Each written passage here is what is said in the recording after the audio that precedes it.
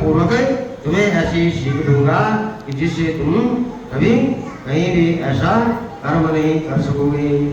अब तक तो तुम्हें किसी शक्तिशाली या तेजस्वी पुरुष से पाला नहीं पड़ा है। नारद जी कह रहे हैं, किसको कह रहे हैं? भगवान विष्णु को कह रहे हैं। परंतु विष्णु अब तुम्हें क्या है, अपनी करने का पूरा पूरा फल मिलेगा। भगवान विष्णु से ऐसा कह करके माया मोहित से क्या है, नारद मुनि ने अपने ब्रह्म तेज का प्रदर्शन करते हुए क्रोध से खिन्न हो उठे और श्राप देते हुए बोले कि विष्णु तुम्हें स्त्री के लिए क्या है, तुमने स्त्री के लिए मुझे व्याकुल किया और तुम इसी तरह सबको भोग में डालते रहो। यह कपटपूर्ण कार्य करते हुए तुमने जिस रूप से मुझे संयुक्त किया था उसी स्वरूप से तुम मनुष्य हो जाओ और स्त्री के वियोग का दुख भोगो। तुमने जिन वानरों के समान मेरा क्या किया, मुख बनाया था, वही उस समय तुम्हारे सहायक हो। तुम दूसरों को स्त्री का विरह का दुख देने वाले हो, अतः स्वयं भी तुम्हें क्या है, स्त्री का वियोग का दुख प्राप्त हो। अज्ञान से मोहित मनुष्यों के समान तुम्हारी स्थिति हो।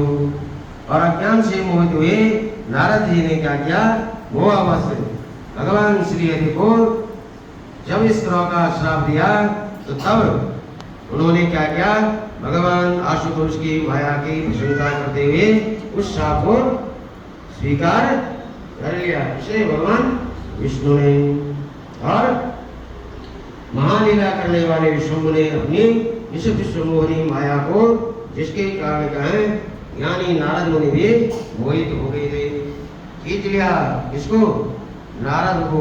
और उस माया से द्रोहित होते ही नारद जी क्या है, पूर्ववत शुद्धि बुद्धि वाले हो गए। जैसे नारद जी पहले थे श्रीमन नारायण नारायण भजन नारायण, तब तो क्या है, पीड़ा बजाने लगे।